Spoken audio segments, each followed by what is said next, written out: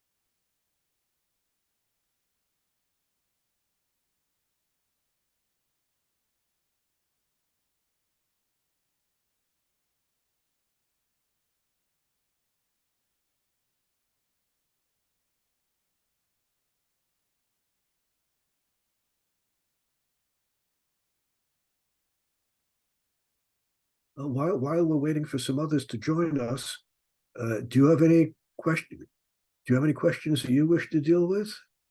Why is my video not working? Now it's working. Okay.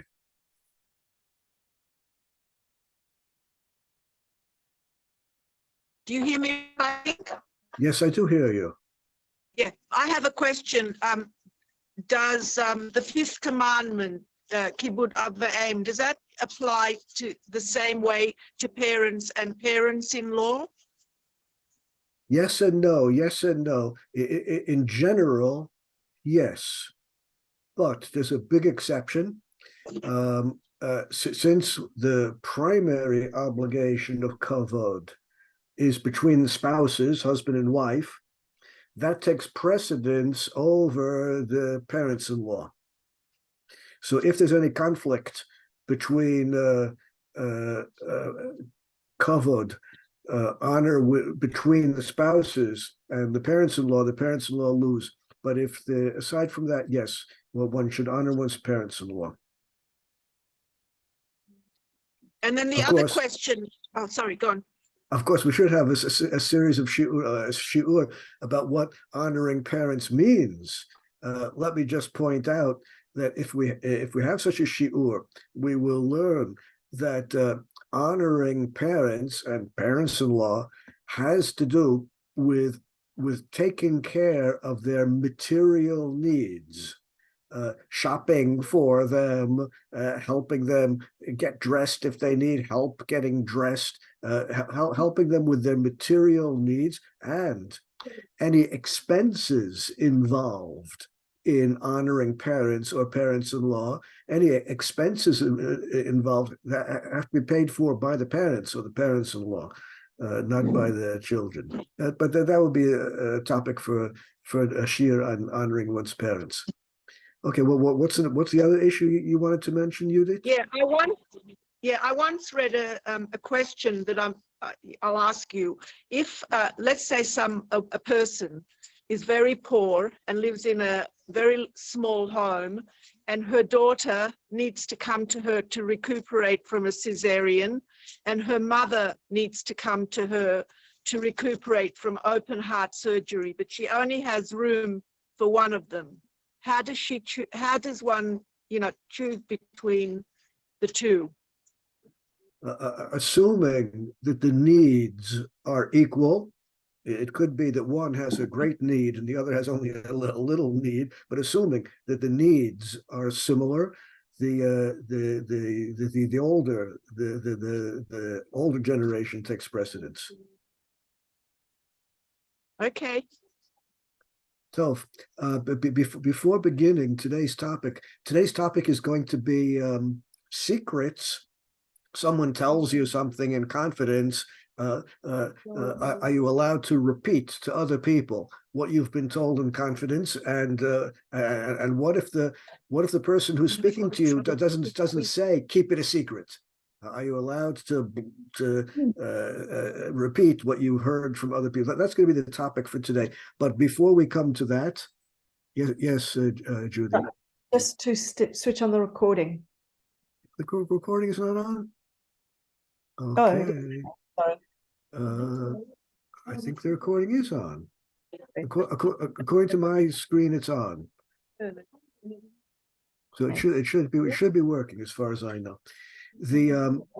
Okay, but before I begin with the topic for today, let me ask you whether you have questions of a halachic interest. If you have questions of halachic interest, which are brief, we can deal with them now. Otherwise, I'll note them down for a shiur, for a class in the future. Are there any questions that you wish to raise? Okay, let's talk about what I planned for today.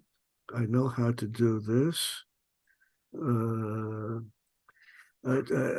First of all, today's class is dedicated Le'ilui Nishmas Rachel Leah Bas Maxva Hillary Tei Nafshat Tzrura B'Tzrora Chayim. If you want to get the source sheets, you have to make sure that you're properly registered in the office. If you're properly registered in the office, you'll be put on the list for getting the source sheets by email. Let's begin with the beginning, namely what the Gemara has to teach us about revealing secrets. Minayin, the Gemara asks, Minayin, how do we know? Omer davar l'chavero stam, how do we know that if one person says something to another person, stam, without specifying, please keep this secret, please keep this confidential, please keep this between us. They just say something without specifying anything about confidentiality. They just, you hear someone say something without specifying anything about keeping it secret. Shehu b'bal yomar, how do we know that there's bal yomar, you're not allowed to repeat anything that you heard from someone else, even if they did not request secrecy, even if they did not request confidentiality. Ad sheyomer lo lech amor.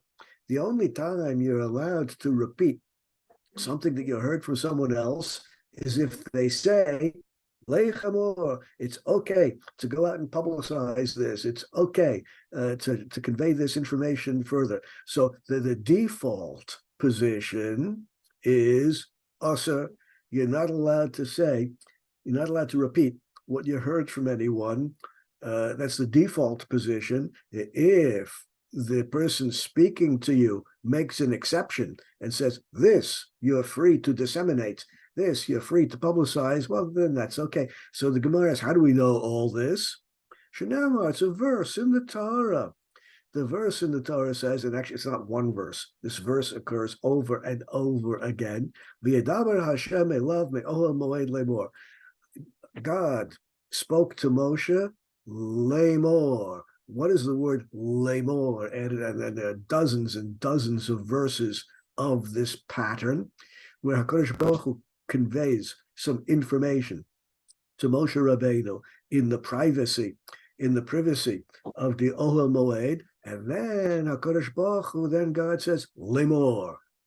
Well, the Machzis HaShekel, that's a principal commentary on the Magen, commentary on the Shulchan Aruch, a commentary on a commentary is what they call in the business a super commentary. So the Magen Avraham is a super commentary on the Shulchan Aruch. It's a commentary on a commentary. It's a commentary on the Magen. In any event, the Machzis HaShekel says you're not allowed to disseminate any information unless the person who told you said, Lech Emor, go out and publicize this. It's okay to convey it further. Tichtiv b'chol techilat parshas HaTorah. The Torah always says over and over again, V'yedaber Hashem el Moshe lemor. Why is the word lemor added?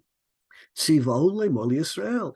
This is information which HaKadosh Baruch Hu instructed Moshe Rabbeinu to convey to the Jewish people.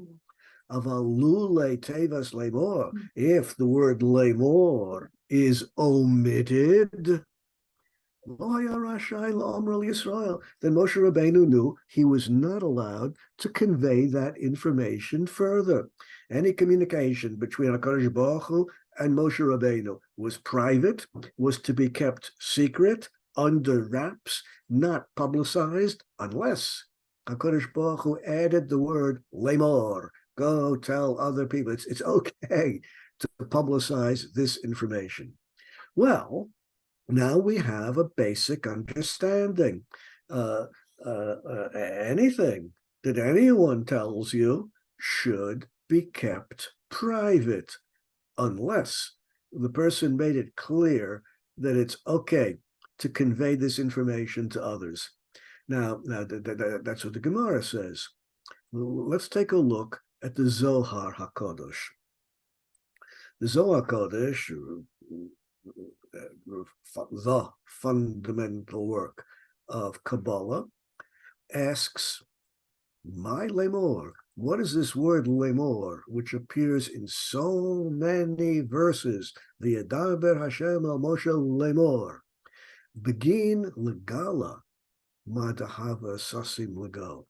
In order to instruct Moshe Rabbeinu to reveal what was said to him in private. HaKadosh Baruch Hu spoke to Moshe Rabbeinu in private, and some of the stuff HaKadosh Baruch Hu commanded Moshe Rabbeinu to convey to the people. Whenever it says lemor,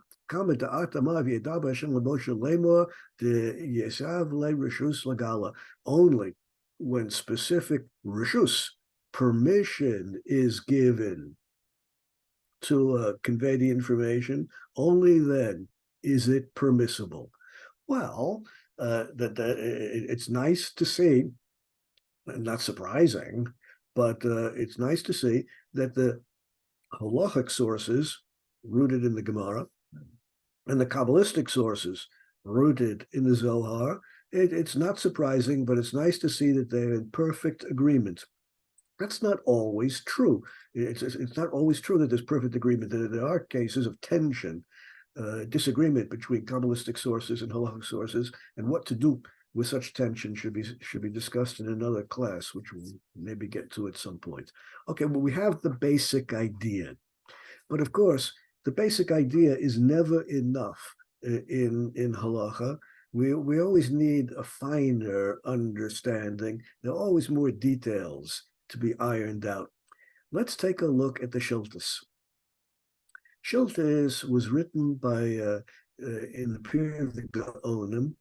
At the period of the Gaonim in Babylonia, that was the period after the close of the Gemara. When the Gemara was finally edited in its final form, and the rabbis disagree about whether or not the editing of the Gemara was done bal peh, entirely orally, or whether it was a written document.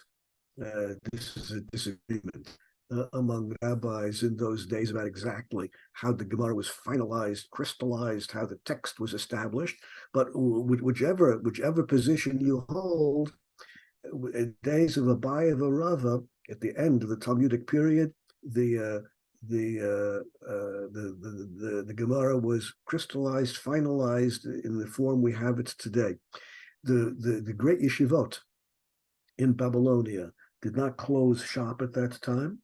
They continued in operation, and those were the Gaonim, the great rabbis in the yeshivot, in the yeshivas of Babylonia after the Talmudic period. The Shilta says, "Lo maboy milse delese," something which is not true, a lie, something which is false. Well, obviously, asur leila inshili memar davashikra. If it's sheker, if it's not true, of course you're not allowed to convey that sheker, that false information to other people. That doesn't need a source. So of course you're not allowed to say things which are not true. Ella, afilu milsa de ise, but even if you hear from your friend something which is true, no doubt about it, the information is correct. And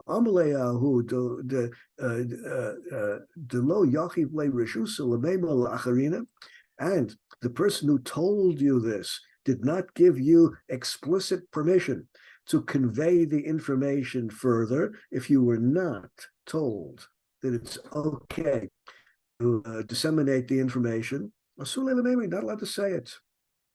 Amru, this is what we learned from the Gemara. That's the question of the Gemara, which we saw in the beginning, the first source today. How do we know that you're always prohibited, default position, you're always prohibited from conveying information that your friend tells you unless you're given specific permission to convey it further? It's the verse which has the word lemor in it. It's because of the lemor. And the Shultis, in the days of the Gaonim, quotes a different verse than the Gemara has. V'yomer Hashem el Moshe emor el hakohanim. Well, since the verse says emor el hakohanim, well, Moshe Rabbeinu knew that was information which should be disseminated. It's interesting that the Shiltis quotes a different verse than we have in the Gemara.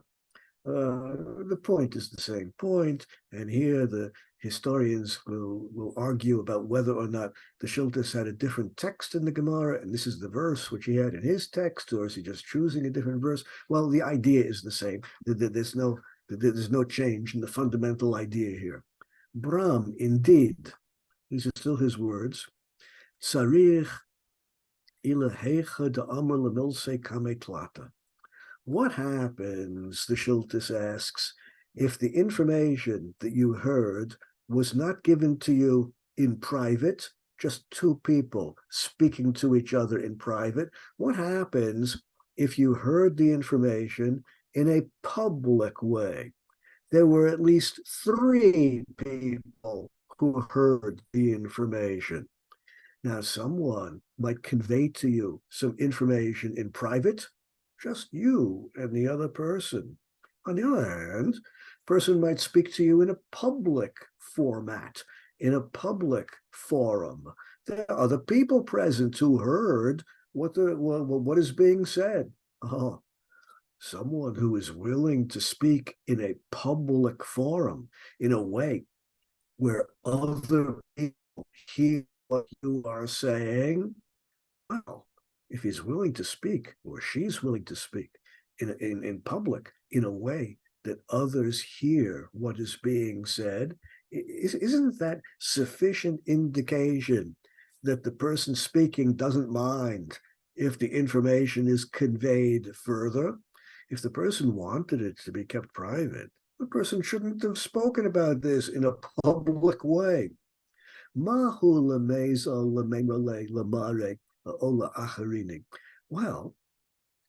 you have 2 people talking with each other, A and B. There are other people standing around who happen to also hear the conversation. You have at least 3 people who hear what is said. If you are person B and you heard what is said in this public way, can you go tattle? Can you go to the person who is being spoken about? Can you go say, oh, so-and-so said this about you? Can you convey this information to C, D, E, F, G, to any people you like? The person who gave you the information did not actually say, it's okay to publicize this, it's okay to disseminate it further. No,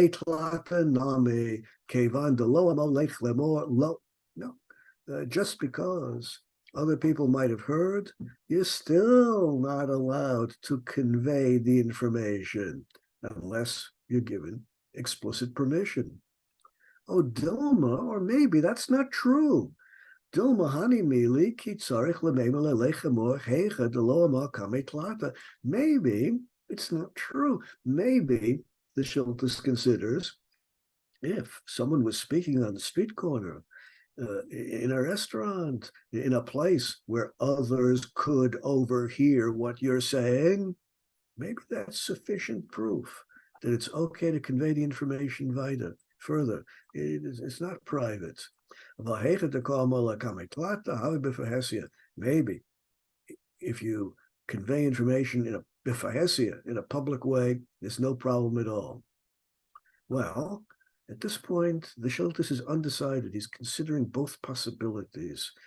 One possibility, do we need an explicit giving of permission to disseminate the information further? Or, second possibility, if it's not really conveyed in private, maybe conveying the information on the street corner or in the restaurant is sufficient proof that it's intended for general dissemination.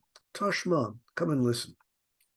Amar Rabbi Bar Huna, the great rabbi in the Gemara said, Call milsa to misamras ba'ape tlata, anything said in the presence of 3 people or more, ein bo mishum lishna bisha. There is no prohibition of lashon hara in disseminating information that you heard in the presence of at least 3 people. Ki ozol v'amale lamare, if you hear in the presence of 3 people or more information about so-and-so, it's okay to go to so-and-so and say, this is what someone said about you, because it was said in a public way.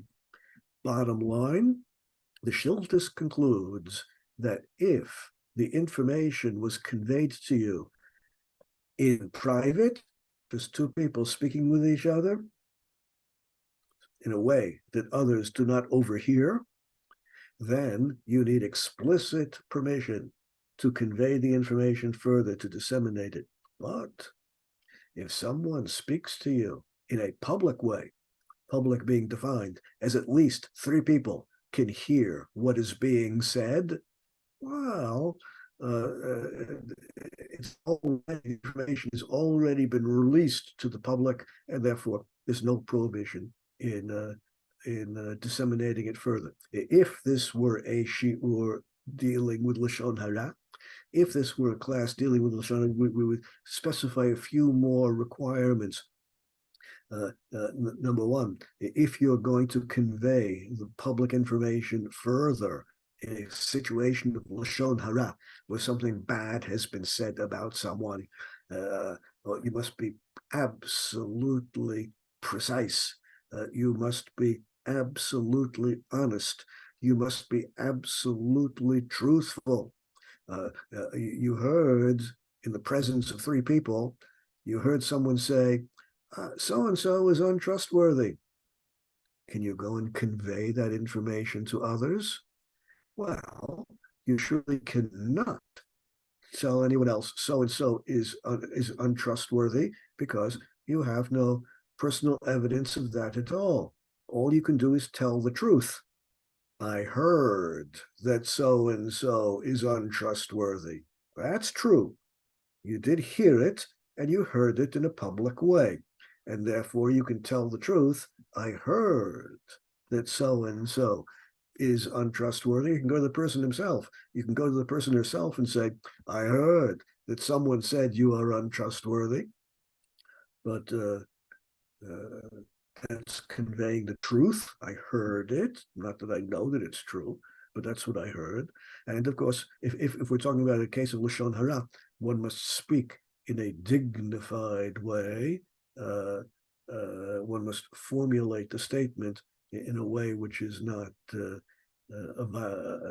violation of kavod. That would be important for a class on lashon hara. But what we understand is that, according to Shiltus, any information which was said to you in a public way, and we've defined what a public way is, it's okay to disseminate that further and to tell other people. Let's go one step further.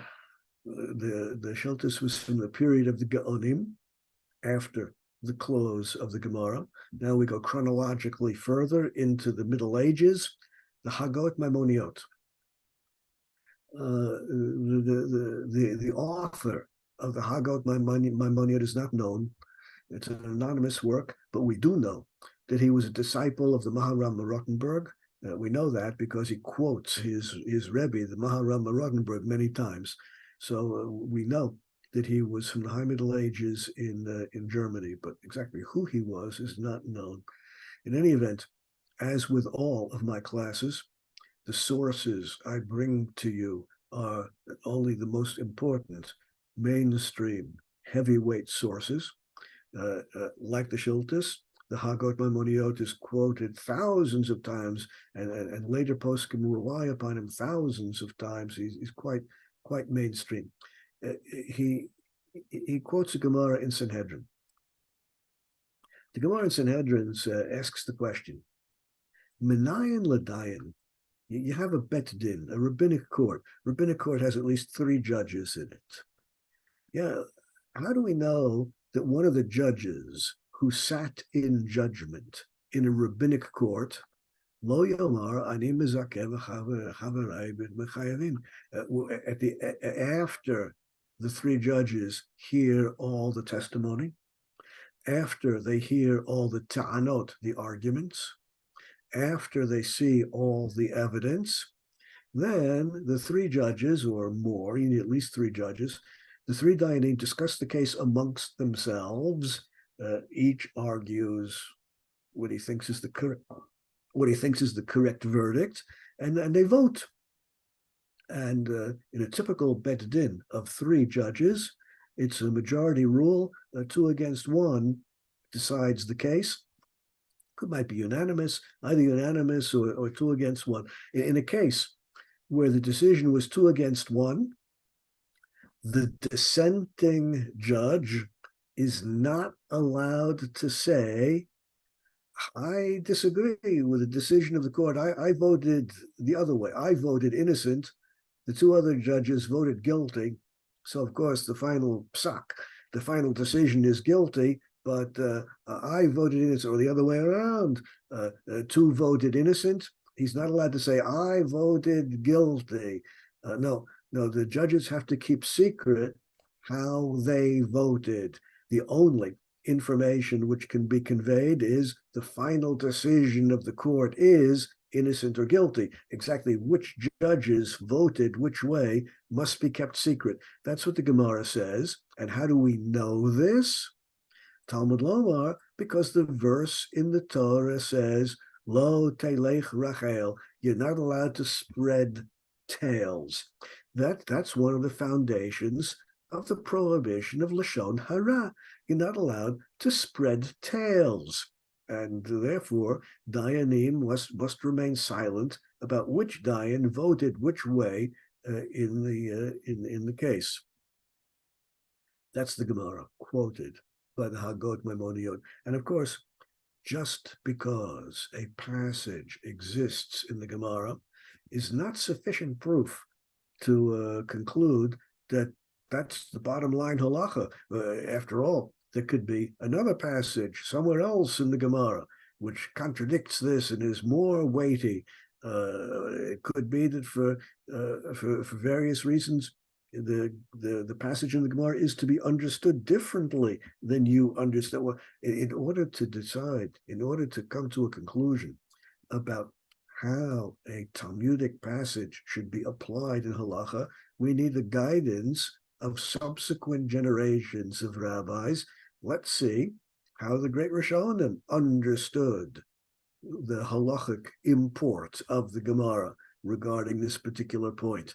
Well, the Hagot Maimoniot says, Ima omer masir shelo yomar. If whoever gave you the information told you, keep it confidential, afilu amo b'fnei rabim, even if it was said in a public way.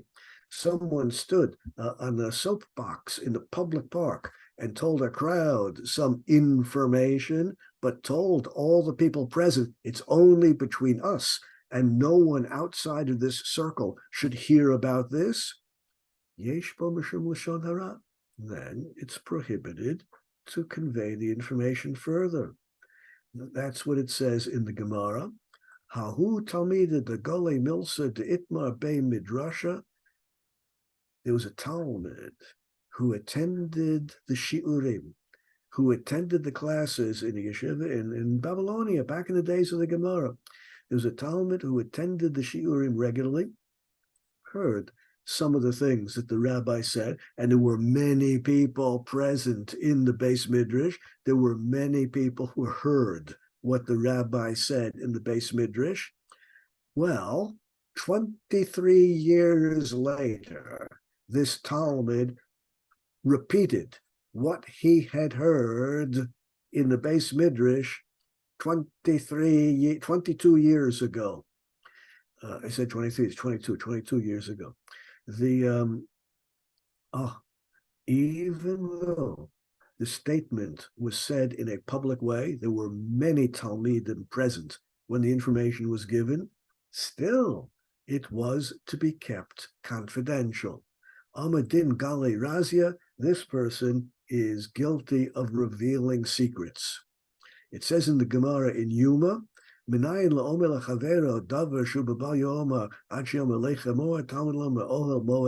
quotes the same Gemara we started with today. Well, here we have a mahloket, a disagreement between great poskim in the earlier generations. The Shiltis taught us that anything which is said in a public way, you can presume that it's acceptable to disseminate that information unless you are told specifically otherwise. According to the Hagot Maimoniot, the intention of the Gemara is the opposite.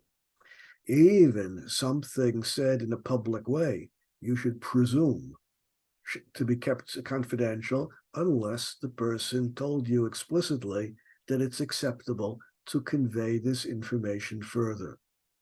Well, here amongst the great medieval authorities, we see a disagreement.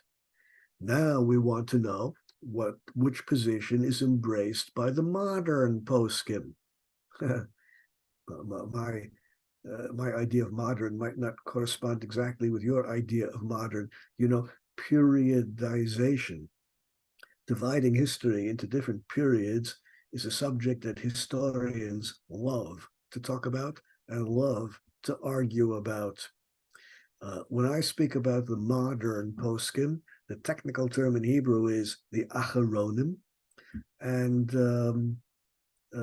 exactly what year the Rishonim end, the medieval authorities end, and the Rishonim, the Acharonim, the modern authorities begin, exactly which year is a subject of great disagreement amongst the rabbis.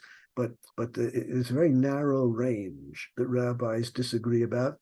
The very end of the 15th century, the very beginning of the 16th century, is around 30, 40 years in that time period where rabbis disagree about whether individual statements should be subsumed with the Rishonim, the medieval authorities, or the Acharonim, the modern authorities. But by the time we get to the middle of the 16th century, everyone has agreed that we're talking about Acharonim, modern authorities, and that's where I begin modern times. Magen Avram. Magen Avram was from Poland, 17th century, no doubt about it. An Acharon, what I would designate as a modern posek, not medieval, from modern times. And he's so weighty, so important that when you read the opinions of contemporary poskim today, it's sometimes hard to distinguish when they're talking about the Shulchan Aruch and when they're talking about the Magen Avram. Contemporary poskim today think about the Magen Avram and the Shulchan Aruch as being a single, unified position. That's how important the Magen Avram is in the eyes of contemporary poskim. In any event, the words of the Magen Avram are as follows. Ima Omer, if the person speaking, Mazhir Shalolama, says, don't disseminate this information, keep it confidential. If the person says, keep it secret, Afilu Amro B'fnei Rabim, even if it was in public, Yesh bo mishum lashon hara, then you're not allowed to convey the information further. So the psak, the decision of the Magen Avram, is that in a public statement, public means 3 or more people could hear what was said. In a public statement, the default position, the initial assumption should be, the presumption should be, it's okay to convey the information further unless the person speaking said to keep it secret. Once the Magen Avram embraces this position, it's not surprising that subsequent generations follow this as the mainstream opinion. And now, of course, if you hear something in a public way, you're in a restaurant and you hear someone at the next table say whatever he or she says, you're on the street corner and you hear what someone says, either they were speaking directly to you or you overheard a conversation. Well, if you were not asked to keep the information secret, it's okay to disseminate it further, but honesty and truth is required. You cannot say such and such is the case. All you can say is, I heard that such and such is the case. It's true if you say that you heard it, but if you omit the statement, I heard such and such, well, you don't know for a fact that what you're saying is correct, and therefore you always must be precisely honest. I heard someone say such and such is the case. And of course, you have to speak in a dignified way, in an honorable way. That's clear. Let's go one step further. Time. Chofetz Chaim is one of the most famous books written by the modern poets at the end of the 19th century. It's all about Lashon Hara. And this book is not only very famous, it's also very influential, and it's also very controversial. Before I speak about its influence and the controversy surrounding the Sefer, let me for a moment sing the praises of this Sefer. The Sefer is an absolutely dazzling demonstration of lumdus, of brilliant halachic analysis, a whole field of halachic study, namely Lashon Hara, an entire field which did not previously exist. The Chofetz Chaim succeeded in building out of a few references here, a few words in the Yerushalmi, a few words in the Rambam, a few words here and there, by force of his intellectual arguments, the Chofetz Chaim succeeded in building on such a small number of sources, a few words here and there, succeeded in building an entire structure of halacha, an entire field of halachic research, an entire field of applied halacha, created almost entirely with the force of the scholarship, the lumdus of the Chofetz Chaim, work of astounding brilliance. That said, the work is also controversial. Controversial in two senses, a simple sense and a subtle sense. Let's take first the simple point of controversy.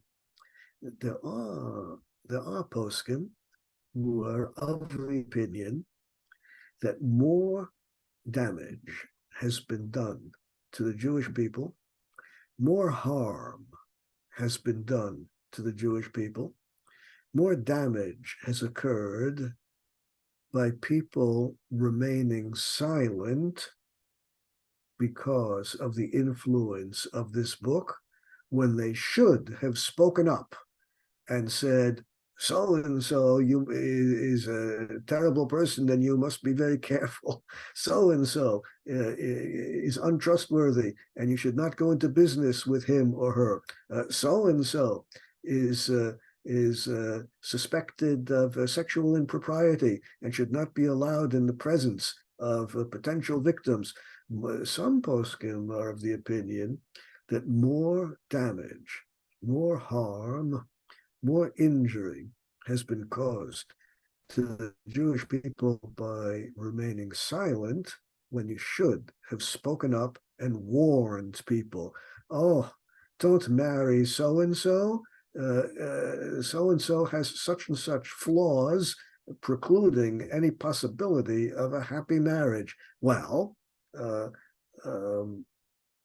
objection to the Sefer.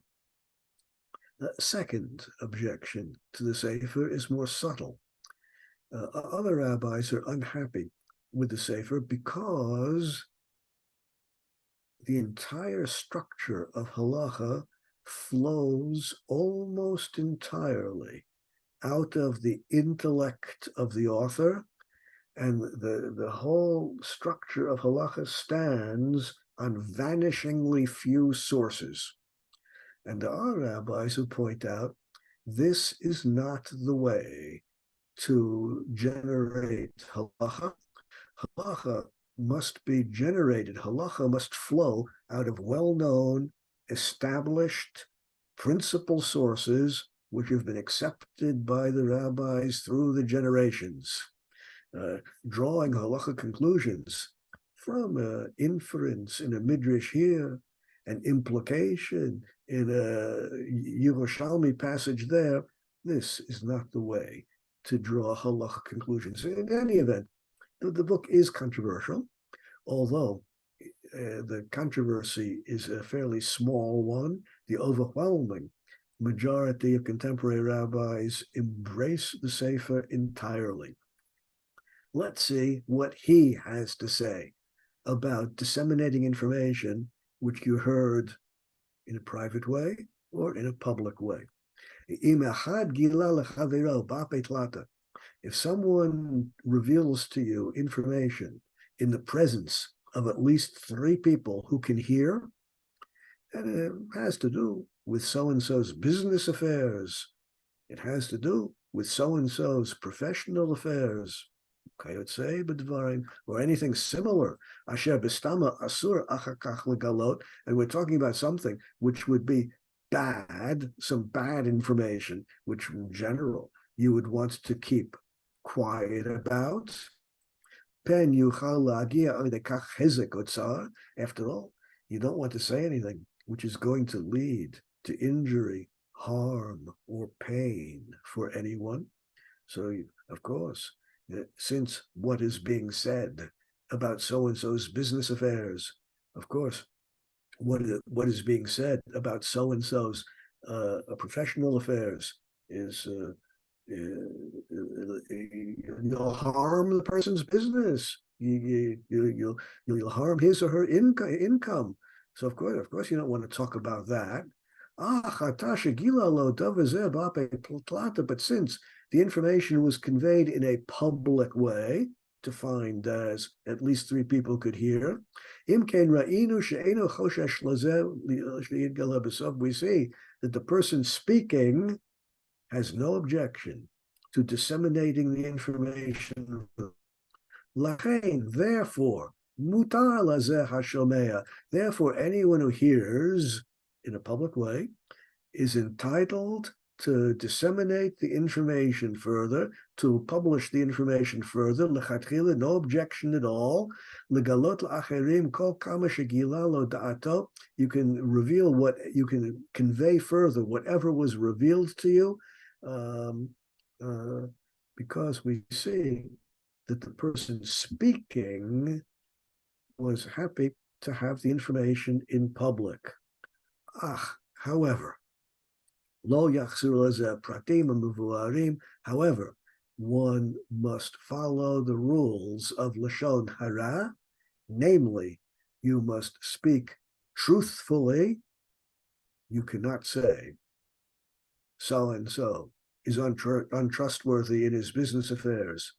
You cannot say so-and-so is a bad practitioner of whatever profession he or she has. You don't know that as a fact. All you can say is, I heard that so-and-so is untrustworthy. I heard that so-and-so is a bad practitioner of his or her profession. That's all you can say. That's true. You did hear it. You don't know whether it's true. And of course, you have to speak in a dignified way. Dignified way, when I say, I've repeated so often the importance of speaking in an honorable or dignified way. The definition of what constitutes honorable or respectable speech, the definition has to do with a very simple test.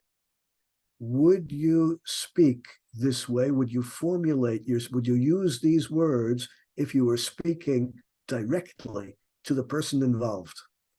If you, when speaking directly to the person involved, what terminology would you use? What vocabulary would you use? How would you formulate the information? That constitutes a polite or honorable way of speaking. That's the Chafetz Chaim. Now as I said, the halachas in the Chafetz Chaim are largely products of the genius of the Chafetz Chaim, product of his intellectual acuity. He wrote his own commentary on his own sefer. That's the Ber Mayim Chaim that we're about to look at. He wrote his own commentary where, in his brilliance, he explains how he came to the conclusions he came to. Let's see. Dvarim asher b'stama, information which was conveyed stam. The speaker did not say one way or another whether you should keep it private. Kach nireh la'adani yadati, it seems in my humble opinion. And of course, no one told him that he had to publish this book. He speaks modestly, in my humble opinion, but this is his firmly held opinion, which he published. It seems to me, dafka, be'inyan zeh tzrich la'apeh tlata. In order to be permitted to convey the information further, you must have heard it in a public way. At least 3 people could have heard. Without this, it doesn't work. And don't ask me a question based on the Gemara that we started with today. How do we know that if you hear something from your friend, you must be quiet about it? Because HaKadosh Baruch Hu said to Moshe Rabbeinu, go tell the Jewish people, go tell the Kohanim, and without the go tell, so the information was private. And so HaKadosh Baruch Hu, chas v'sholem, lo shayach l'hatzel haziko.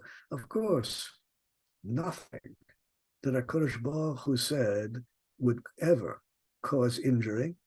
Nothing that HaKadosh Baruch Hu said to Moshe Rabbeinu would ever cause injury. Nothing that HaKadosh Baruch Hu said to Moshe Rabbeinu would ever cause harm. The idea that conveying the information that you hear from HaKadosh Baruch Hu might injure someone, might harm someone, might pain someone is simply not relevant.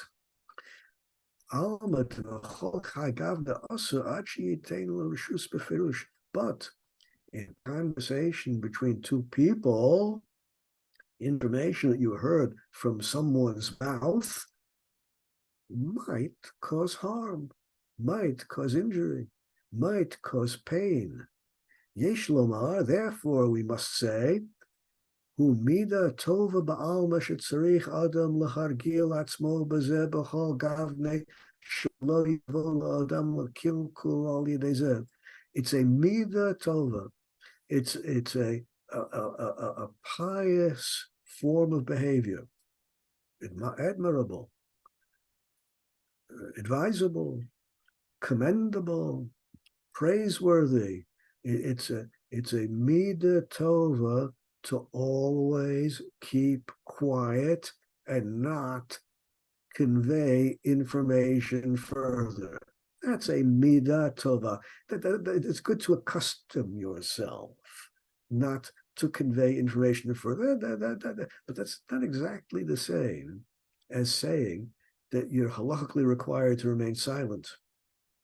Oh, furthermore, Avshaloma demaid the Amrin in Shuba Bal Yoma. Further, when the Gemara says you must not disseminate the information unless you were told that you can, that's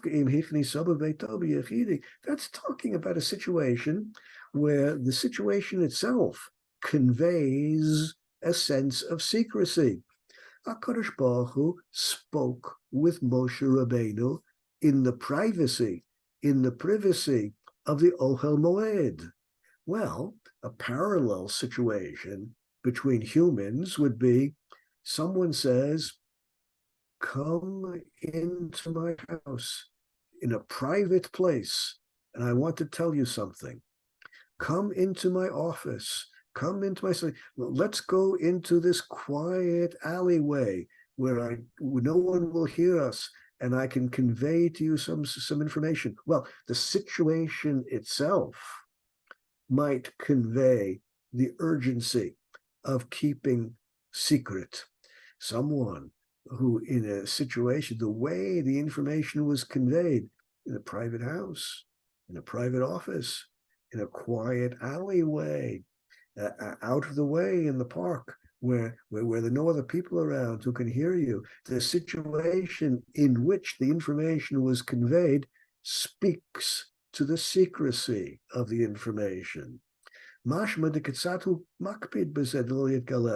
person speaking probably wants the information to be kept private if the situation in which the information was given is a private one. That's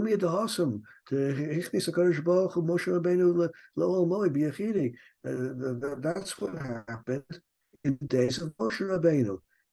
Some information was conveyed, all of the information, all of the nevuah, that HaKadosh Baruch Hu conveyed to Moshe Rabbeinu was conveyed in the privacy, in the secrecy of the Ohel Moed. And therefore, Moshe Rabbeinu was correct to conclude that none of that should be publicized, none of that should be disseminated further, unless HaKadosh Baruch Hu gave specific instructions to disseminate it further. Lachein, therefore, as far as we are concerned, in human communication, asur af below chazinin shum riyusa al yidei hagilui. Even if you do not see any possibility of damage, harm, pain resulting from disseminating the information, it's still something which you should remain quiet about. But if the information was given in a public way, then the speaker is not makpid, the speaker does not object to disseminating information further. It all depends on this.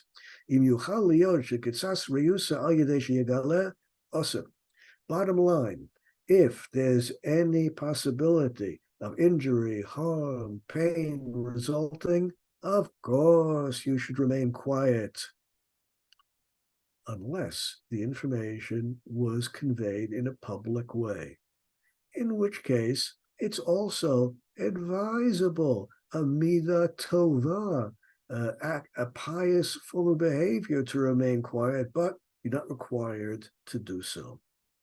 That is the position of the Chavetz Chaim, and although, as I pointed out, there's some controversy around this sefer, this is the opinion which is embraced by most contemporary poskim. I want to end with one more point. The author of the B'Tselem Chochma that we're about to quote was Rav Betzalel Stern, originally from Hungary before the Holocaust. He survived the Holocaust and ended up in Melbourne, Australia, and became quite an influential Rav there. He points out in the Gemara that we started with today, the Gemara which teaches us that you should keep quiet unless you're instructed that it's okay to convey the information. We're talking about the difference between something which was communicated besod. I don't know how to do chat. I would type it on chat. Sod samach vav daled. Something which is dvarim anemarim besod. Anything which is conveyed besod. L'adam yechidi, to an individual person, that should be kept secret. What is sod in modern Hebrew means secret. Any information conveyed in secret. But in biblical Hebrew and in rabbinic Hebrew, Mishnah, Gemara, through the Middle Ages, in pre-modern Hebrew, the word sod means secret, but it also means a small group. I just quote one of the principal Hebrew dictionaries. The word sod in the dictionary is given as counsel in familiar conversation, circle of family friends, intimate circle, private circle. If the information is conveyed in some sense privately, even if 3 or more people are involved in hearing, someone gathers together 3 people in the privacy of his room and says, here is some information which I want you not to disseminate further. This is just between us. Then indeed, it should be kept quiet. It should be kept secret. Tov, with this, we conclude the opinions of the poskim. We see the bottom line conclusions in the Chafetz Chaim, and we see all the sources upon which that is based. At this point, I'll open up the floor to any questions which you have.